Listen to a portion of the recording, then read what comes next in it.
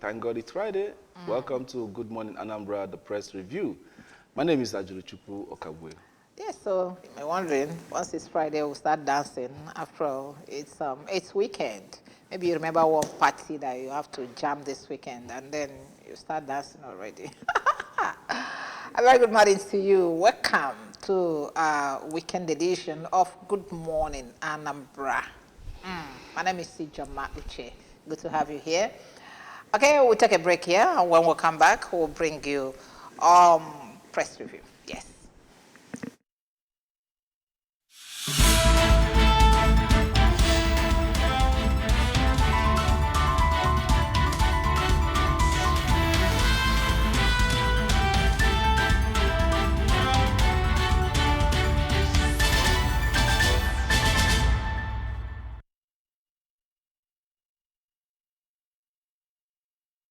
Have you this morning for our press review, and we are joined here in the studio by our guest artist, who is did I say guest artist? Public analyst. Sorry, our public affairs analyst, and in the person of Emandi Ezenagu.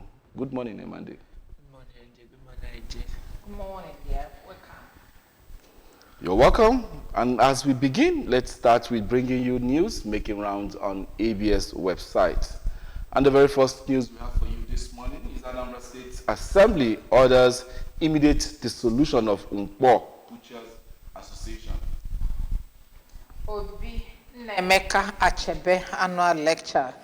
The stakeholders back call for restructuring of Nigeria. Tax Ndibo on unity.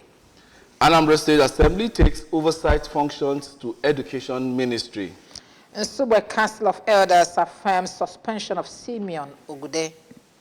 Police arrest man for parading self as Obi of Lagos. And court in South Africa rules husbands can take surname of wives. Really? Well. NASA bars Chinese citizens from working in space research centers.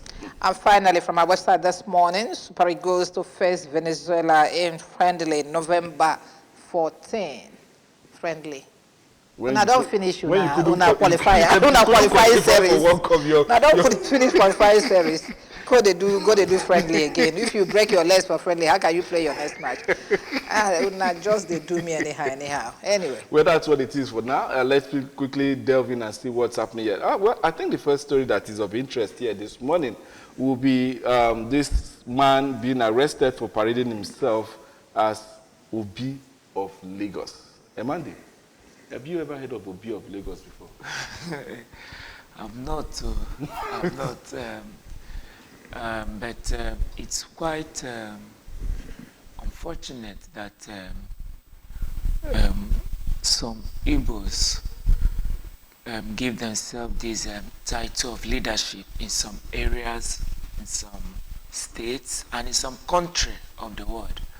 Most times you hear Iwe of this country, Ezendigbo of this. Then you keep wondering when these confirmation and titles were approved and inducted on the person. So you find out that they've seen it as a privilege, and most of these titles that they confer on themselves, they use it to parade as the leaders of the Igbos, and then embezzle. Should I not really embezzle? Should I say to Use it as a tool to yes, amass money for themselves. for themselves, yes, with projects that yes, and the rest of it all. and the rest of it all.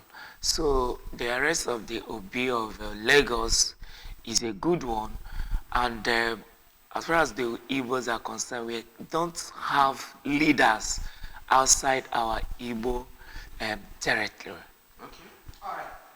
Talking about Obi, let's look at the men Obi that we know. Obi Nemeka Achebe annual lecture. Actually, when I heard about Obi of Lagos, I was even thinking maybe the guy is from maybe Asaba, Onitsha, Obusi, those areas. But incidentally, the guy is from Idato in Imo State, and then he's answering Obi.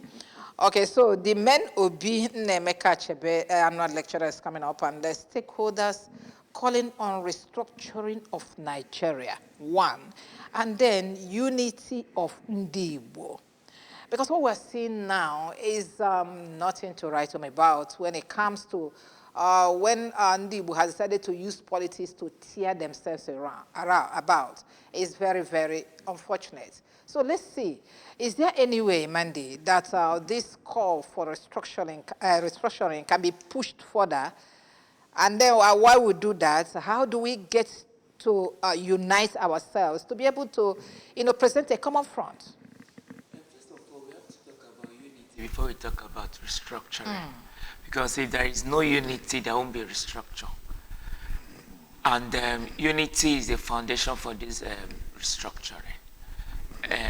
First of all, although we always glamour about marginalization from the federal government and the rest of that, but we found out that even within ourselves, we marginalize ourselves first. So if we can't come together as one tribe, one nation, one party, or not political party though, party as neighbor, we cannot be part of this restructuring, because it is the unity that will bring up the idea or ideas that we will need to be part of this restructuring. Now, when we talk about restructuring, it is getting in the Igbo also involved, the Hausas involved, the Yorubas involved. Now, when we come in unity, we can say, okay, while we are going for this restructuring, this is what we, the Igbos, this is what we need, this is how we want it, this is how we are, this is the number of people that we have in the southeast and the rest of that. So when we talk about restructuring, we first of all talk about unity. We find out that most times we don't show that unity up amongst ourselves. If you go to some areas, they will say, okay, where are you from? When they find out that you're not from that particular community with them, they will marginalize you. You find out, we speak the same language, have the same culture. Why this? So you find out that we need to have that unity first before we can be able to come together to bring to the table what we need and how we need it when it comes to the game of restructuring. All right. Yeah, the important is for us to forge a common front, like I said, because what you think you are seeing here among the Igbos, it's not peculiar here. When you go to the West, you now find that there are people from Owo that are still discriminating people from this side, the same West. It's like that in the North too. These ones are Southern Kaduna, Southern, these ones are outside, these ones are Fulanis, and they still have this. But when it comes to politics, all of them present a common front. Yes. Okay, but that's what is lacking here. Let's move on. Okay, let's see what we have here. Well, Ijoma, I don't understand this story I'm seeing here. Caught in South Africa. I know you won't miss that one. Rules husbands can take surname of wives. Amandi, I'm just trying to imagine that a woman, you now live as an ago and now bear the name of your wife. I believe that even if they put it into law, it's a choice. It's not compulsory. It's a choice, and I guess that maybe it's done based on. In fact, it should be an avenue for men to put more effort in hard work, because most men now don't value hard work again. They look for ready-made woman to settle down with. Hold on, I'm coming. We know the stories now. I don't know. Where we go to, when some go to foreign land, they try to settle down with a ready-made woman in order to make ends meet. I believe that it is a call for men to work hard.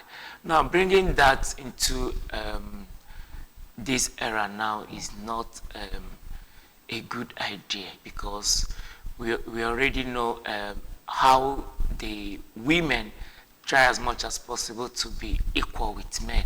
So bringing this change of name to the table now as it is now is another tussle of war trying to be promoted.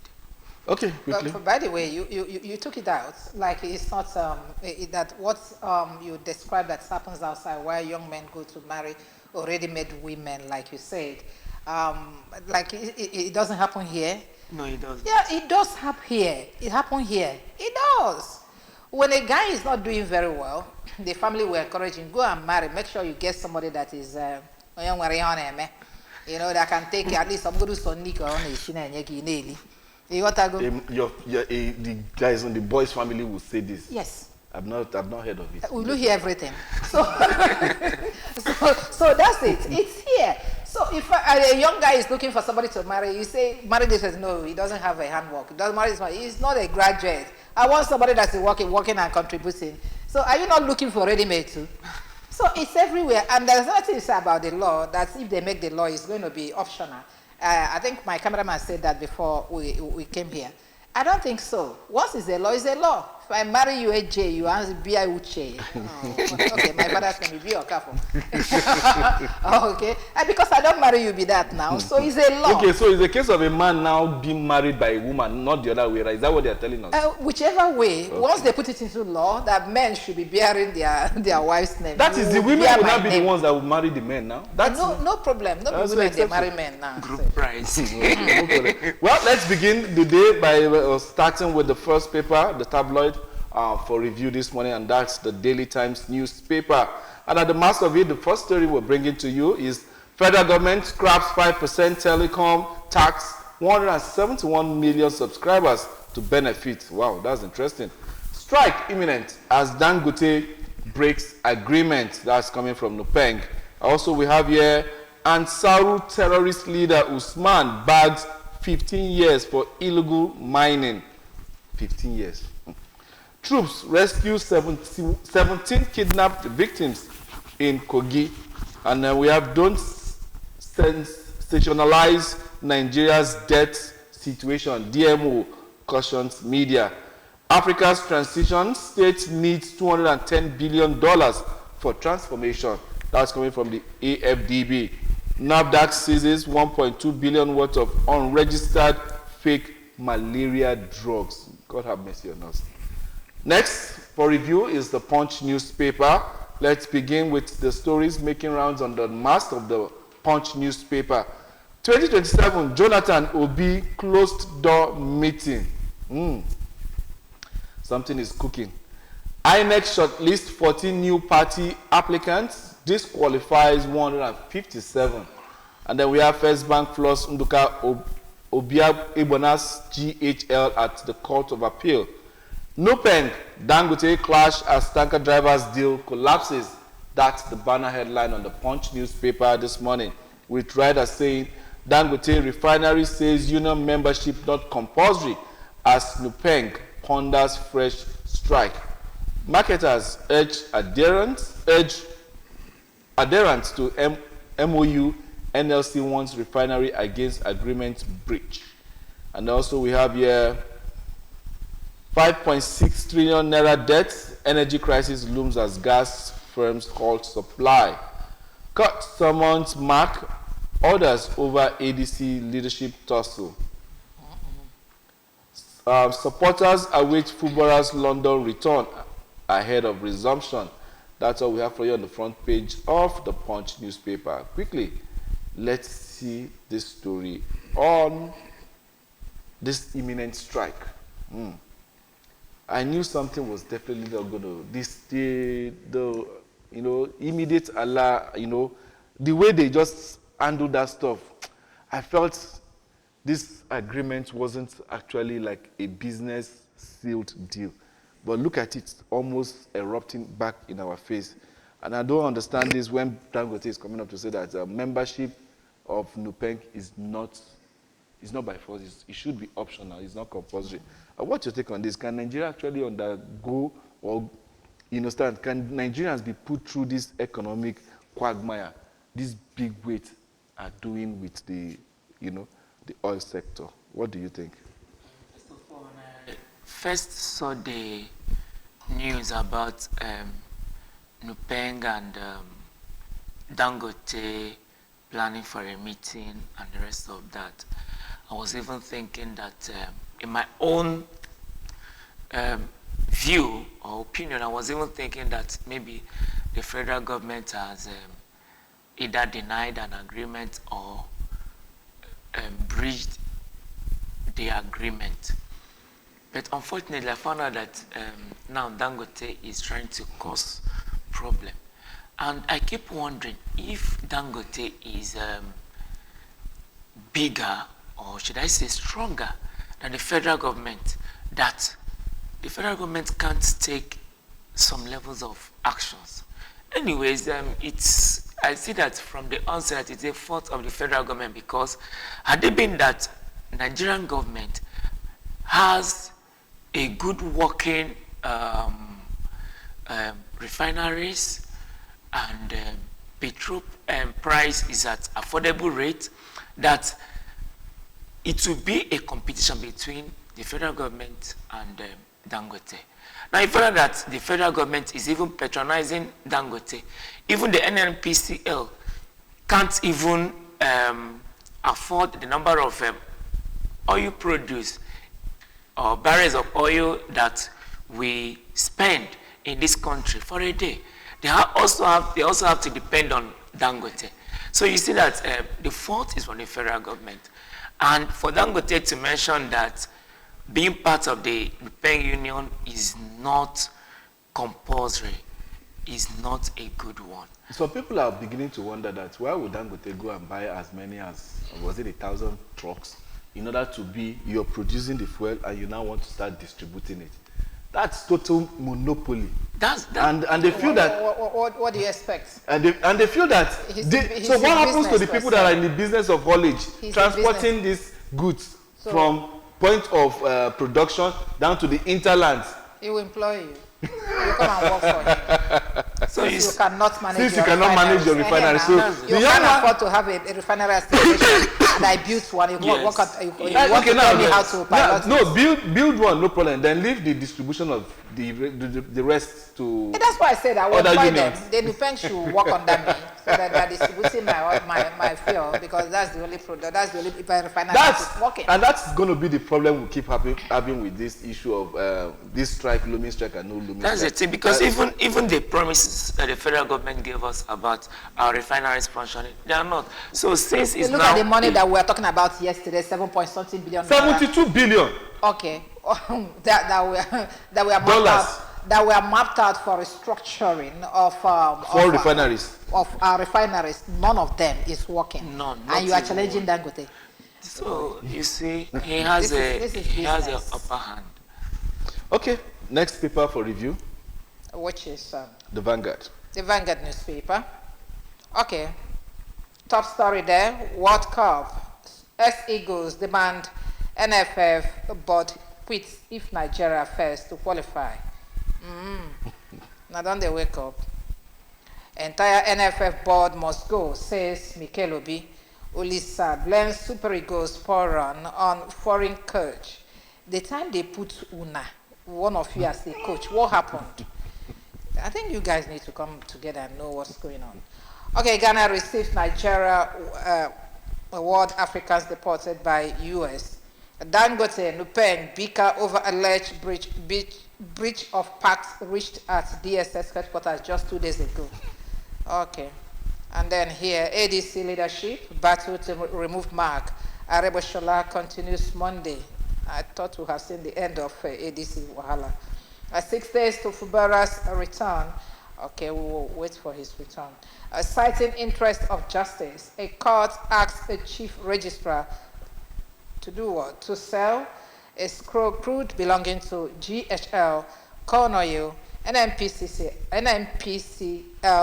and then FPSO Tarama Tokini, whatever that one means. Okay, any other story of interest here? None, because we'll have to move. Okay, we have seen the story, but the banner headline here on this day newspaper, NLC Ozokeme, Natasha's lawyer condemned Senate over a senator's prolonged suspension. Is the banner headline you find on this day newspaper. Let's look at the writers. Labor, this is descent, this is descent into dictatorship, brazen, premeditated assault on democracy, threatens to mobilize against Senate. Until we see you mobilize, a constitutional lawyer, continued suspension is political victimization, unconstitutional. And then Natasha's lawyer replies, NAS clerk threatens further legal action. They say the one that you have in court is the reason why they won't bring her back, and you want to go and put another case in the court again. Any other story of interest here? I can't find any. 2027 loading, yeah. Obi visits Jonathan. We have seen that story before.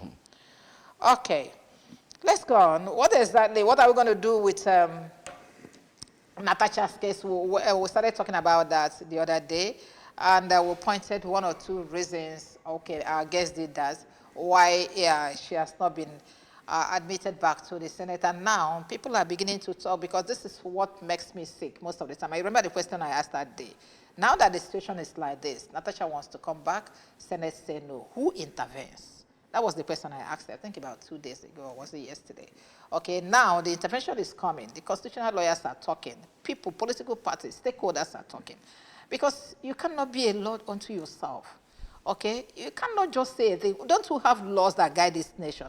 And somebody is talking about Senate rules. And I asked the same question, is the Senate rule bigger than the Nigerian Constitution, which of course all of us oppress on? So what exactly is going on in the Senate? How can some cabals mobilize everywhere and they hold the whole nation to ransom? That it is what we do, say, or nothing happens. First is that Senator Natasha should be allowed to resume since she has served a 6 months suspension.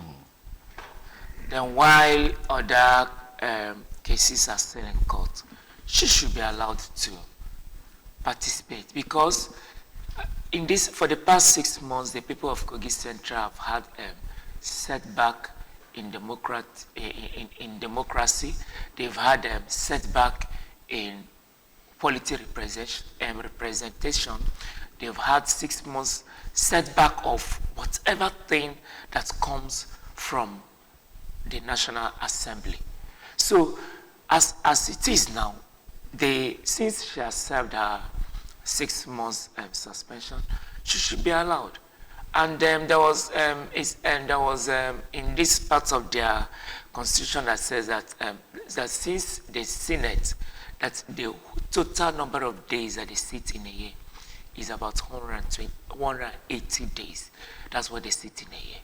That even the 6 month suspension was not constitutional, including in the Senate. That yes, you can. That means they're trying. Is it that they're trying to give her an indefinite suspension? Maybe by the end of the 4 years, there will be no polity representation for the people of Kogi Central. Now, I believe that while other cases are in court, she should be allowed to continue, since she has spent her 6 months suspension judiciously. So, and without causing one problem or the other at the Senate or as an individual or the rest of that. So she should be allowed to come back first while other cases are still in court.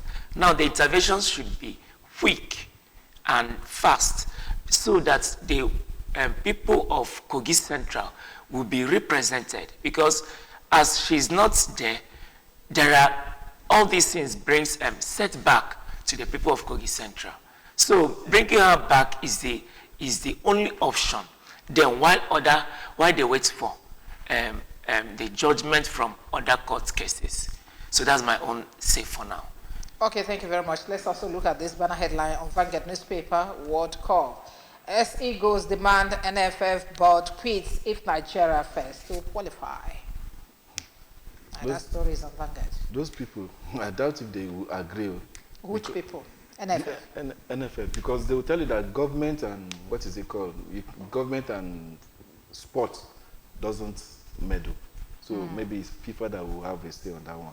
But no, man, they you see where I have problems in this country, where every sector has has built a cocoon that this is the way we want it. No intervention. Yeah. Yeah, There was we a need to period do they something. took, the What federal do we government do? took us. The ex-egos are reacting. Are reacting. That this is not the super ego we left behind. This is not the super ego that made us. This is not the super ego that we are proud of. What is happening? They blamed it on coach anyway. It's not even the matter of coach per se. You know, now everything has been politicized. We have lack of technical know-how being put in the system. This particular person doesn't know how to handle this particular office, or this particular player doesn't know how to handle this particular aspect of the field. And then, because of politics or relationship or nepotism or favoritism, you bring the person in to do justice to that. And end of the day, you see flaws, you see setbacks on that particular section that you've placed this particular person. Now, for the ex-Super Eagles to say that, we all know that when they were in the field, the level of politics in football is not as high as it is now. So that is just the difference. It's not as high as it is now. And another thing is the passion. These people that are being placed in the field, do they have the passion to play for Nigeria? Or are they just there to make money, to answer name just for themselves? And at the end of the day, you see what we have seen, that we keep losing. So blaming it on the coach, I think that is also part of the politics aspect that we are talking about. And playing for Nigeria should be by qualification. If you are not qualified to be a player, you'll be benched till you become qualified. So let not be like, let's say, this is my relative, this is my nephew. Let me bring him that in. one will not stop. But why you do that, let it be that your nephew, your relative, is better than the other person.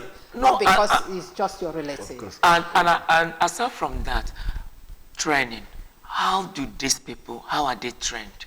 Who trains them? I think that was part of the problem we experienced in this particular team that is playing for us now. That most of them we are imported. Let me just use that word. Most of them were imported. They were called from different, and they've not really had time. This is not a team. Yes. Okay, they've not had time to stay together. They've not had time to build up and understand themselves, their body language and whatever. They just come from nowhere, wake up and start playing football together. Who does that? Nobody. Can I suggest something, AJ? Yeah. Is it possible that this NFF, whatever, will be made up of our S? Okay, people that have played for this country, that have passion for playing football for this country. Yeah. Is it possible that we'll remove politics? It is possible, but like, as I speak right now, nomination formed for 18 sports is presently ongoing across the federation for people to become either work in the ministry in whatever capacity. You understand? Now the question is, the people can't even vote. It's only the board members that can vote. So even as an ex-player, exactly. So the way the Nigerian football, sports sector is formulated, for an ex-player that knows his worth to find his way in there. Is Nigerian team, something. For an ex-player to find his way there. It's in the church. It's almost impossible. It's in the village. It's everywhere people gather. There are people that say that this is the way we want it, and you can't penetrate except through them. For you to be the NFF chairman, you have 36 states and Abuja. And you have to take your campaign to those 36 states to lobby. And talking about, football is our game changer here. That's where the real money for sports. That's when they do the rating. That's where the real money is. So imagine that you want to be just like that. Imagine, so you need to go through election and the rest of it all. How do you get to that board where you can vote for those people that will make the changes? You can't have it, except maybe we just have somebody that will just come and say, let's scrap this thing, and then go with FIFA sanction that we want to clean our football house. And then people might hit you with 2 years or 4 year ban. Then you say, okay, no problem. Let that be what we will suffer, but we want to sanitize this thing. Until you do that. What are you even doing doing there when you have lost the other last World Cup? You are losing this one. Is it not 8 years? 8 years. So 2 years and top your house. Okay, let's look at the other papers we don't have time. Okay, yeah, the Guardian is next to talk about, and we will have the banner headline telling us open defecation, crisis worsens, threatens 2030 sanitation target, with graphics here telling us that only 9% of Nigerian households have WC. Wow, that's interesting. Basic sanitation services. And we have Delta, Lagos, others struggle with enforcement awareness. 48 million still without toilets as cholera, diarrhea kill over 100,000 children yearly. And then we have North Central leads in prevalence, followed by Southwest. That's interesting. ADC splits deepens as faction claims court bad Mark and Aregbesola. And then we also have here MRA false attack on journalists urge intervention. Lagos activates Ebola response system as DR Congo battles outbreak. And then we have here banks FMCG customers stop FCCPC's 0.091 complaints. That's about 10 billion recovery. Implementation of 2025 budget begins in September. That's coming from federal government. Quickly, let's see what we have for you on the Nigerian Tribune. Suspense 2027 as Jonathan Obi meet in Abuja. Fresh crisis hits Nupeng, Dangote MOU. Union accuses refinery of violating agreement. Union membership voluntary. Dangote refinery says we remain committed to federal government intervention. Nupeng operate, collect dues within our facility. Okay, we've seen that story. Ladoja names appoint supporters for Oni Alafin supremacy feud. Crude oil loses drop to 16-year low. And then we have political parties may rise to 32 as INEC considers 14 for registration. CBN unveils Vision 2028 to promote inclusive payment ecosystem. That's all we have on those papers. Okay, let's look at the last papers before we round off, please. Blueprints. Have you seen Blueprints? No. Okay, Blueprints is our next paper this morning. Ahead 2027 polls. INEC has on stiffer sanctions for premature campaigners. So I've seen that story. I think was it yesterday, and then. Any other story of interest? Federal government inaugurates 65 Independence Committee. This is what you guys are talking. Hunger is clean us here. You are interested in independence. Let's move to the next paper. Yeah, authority is our last paper this morning. DSS breakthrough. Anasaru leader Mahmoud jailed for how long? 15 years. And maybe it will run concurrently and he will come out and start disturbing people again. We have seen this story. NYSCDG lost Tinubu for CNG bus. Okay, FIRS rakes in 600 billion naira VAT from Facebook, Amazon, and Netflix. Can you hear that? And you guys are still going and borrowing 600 billion naira. Oh my God, secondary schools with unqualified teachers to lose accreditation until we see it happen. Okay, I think that's all we're going to take because we don't have time. Let's look at what's going on with this what do you call it, with the INEC and the political parties, the number of political parties they are dropping, and then by extension, what is going on in ADC. Where was it yesterday? We all jubilated that they have been authenticated, the David Mark version of that. And now it's like the owner of the ADC are going to court trying to, retrieve ADC from the coalition partners. Yes. The ADC party has been an existing party long before the coalition. And now what brought about the coalition was when INEC announced that, or rather, when INEC held the registration of some political parties. Now they felt like, okay, there is a delay, we need to have a particular political party registered before a time frame. Now, they had an option of coalition and they made use of ADC. And now when it comes to a political party, the two major important offices are the chairman and the secretary. Now, when they brought in the ADC as a coalition and it was accepted by the chairman of the party, or should I say by the owner of the ADC. Now they said, okay, they struck him out as the chairman of the party, planted David Mark, and then removed the secretary, planted another person. I believe that the agreement didn't go well. The owner said, wow. That's exactly what I wanted to ask. Why they were taking the chairmanship position and the secretary position? What is left for the owners, the people that have been piloting that party before the coalition? That is, and you know, so they wouldn't have done that without sitting with them to say, this is the way we want to do this coalition. Yes. Do you agree? Do you agree? So if you had agreed with them, then why are you protesting thereafter?